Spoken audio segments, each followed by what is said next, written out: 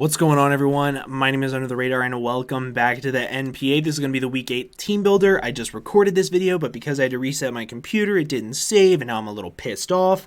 Either way, we're going up against PaPaSea and the New York Klinks. This game is super important. PaPaSea is a very high contender in this season, as am I. If I win this game plus one more and Lindo and KantoCastBlue lose one more, I'm guaranteed at worst second, tied for in-division record, and I've already beat one of them in division, so I need to win this, and I need to continue winning, or just hope that they lose.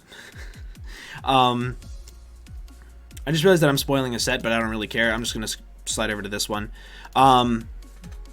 PaPaSea is a very scary team. Tapu Fini, Goodra, Fortress, you guys can see it. I'm not going to read it. Very interesting things to note about his team. He covers his resistances and his weaknesses very well. Swampert being quad weak to grass, having 2 sap sippers, having Fortress, which is quad weak to fire, having a thick fat mon and Miltank along with Tapu Fini. Him having Torn T and having some pretty good resist to electric in Raichu. Well, not resist, immunity in Raichu. He has his team well-rounded very well, but there are a couple of things that I think I can take advantage of. First things first, his team doesn't have reliable recovery outside of Miltank, and that's with Milk Drink. Nothing else gets reliable recovery, which is really interesting, honestly. It's something that if I don't take advantage of it, I feel like other people will, and I want to take advantage of it first. Yeah, and his team is pretty weak to a couple of things on my team, but because I think I'm going to be facing PaPaSea in playoffs again potentially, so I'm actually not going full out on prep this time. I'm going I'm keeping some things in the back. Let me put it that way. First thing that I want to bring is Quiver Dance by Bombi. Has enough speed for speed creeping Torn plus some. He does speed creep, so there's no need for him to run Timid max speed Torn. If he does run Timid max speed Torn, GG. Let me actually make sure that right?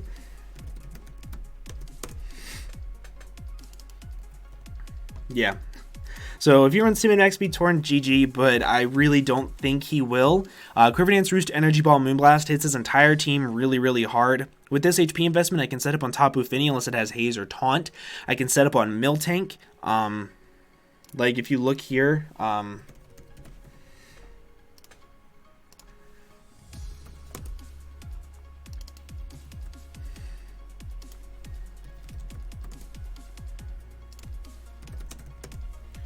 Body Slam and Fire Punch. Fire Punch does 50% maximum, and he can't burn me because of Shield Dust, so I can actually Roost up on it, Quiver Dance up, and he needs literally 2 absolute max rolls to be able to KO me. So I can set up on Tapu Fini if I get up 2 Quiver Dances or so. I can even set up on Goodra if it has Fire Blast. If it has Iron Tail. I can set up on Raichu to an extent and Trevenant to an extent. I'd rather not though, but I can. And this being a really fast mon allows me to have a Moonblaster that can hit Mega Absol really hard and force him to click Sucker Punch, which I do live most of the time, even at 50%. So that's the goal. I have Fairy MZ to be able to absolutely blow back something like Tapu Fini. Torn T is probably the main candidate, and then Energy Ball is there for Swampert and Goodra. Swampert and Fini. Everything else just doesn't like Moonblast. So yeah, this is going to be my main win con, I think. This is what I'm going to try to win with. And the way I built around it is by building a Mega Heracross spread that is sub. It's going to be my lead. If he leads off with Tornadus, that's less than ideal. However, if he leads off with Fortress or Swampert, they cannot break my sub with any move they go for unless it's Hidden Power Flying. And then I can click Close Combat or Bullet Seed respectively and pick up a kill. If he goes into one of his Sap Sippers on the Bullet Seed from Swampert, then I get a kill with Close Combat afterwards. Like, it's pretty much if I get behind a sub, he has to sack something in order to break my sub, and that's really big, especially because his team doesn't have reliable recovery. So even if he lets something take 80 some odd %, that's sacking it at that point in time to a Scarfer. So yeah, that's what this thing's job is. Has enough speed for Tapu Fini. He didn't run any speed whenever he faced regular Heracross earlier in the season, so he might not do it again. But this SPDEF investment also means that Goodra's Flamethrower does not do 50% to me, so it gets a kill, and I love that. So Very, very, very cool mon in this game. You guys already saw the Torn set, or the Thundy set. It's also, there's 3 genies in this game that are going to show up. I haven't played the game yet, but I know Torn T is coming. 3 genies are showing up. That is insane. I need to use that for a thumbnail. I need to figure out a way to like make a custom thumbnail for that. But we have U-Turn, Thunderbolt, Knockoff, and Grass Knot. Modest Nature. Knockoff is there just because his main switch into this is going to be Goodra. I can knock off its AV, and that's no longer a switch into Modest Thunderbolts or Moonblast from this. Like, it is really, really good versus him. Grass Knot is there for Swampert. And, yeah.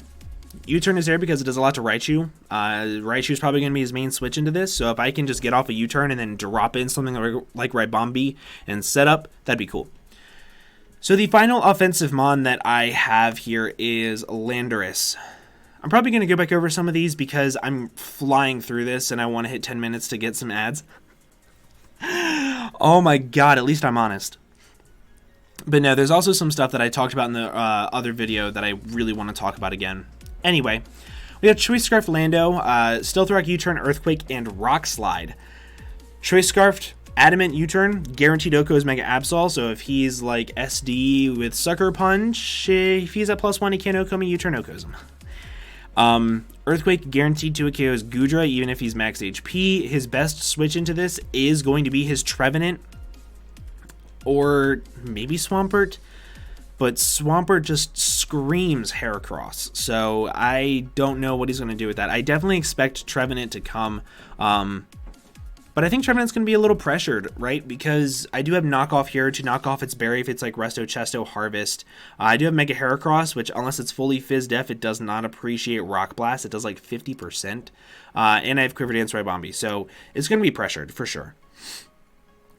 But this thing is just a really good offensive threat versus him. He doesn't have much to switch into the likes of the combination of Edgequake, which is Rock Slide plus Earthquake here because I don't like Stone Edge because I'm going to miss it.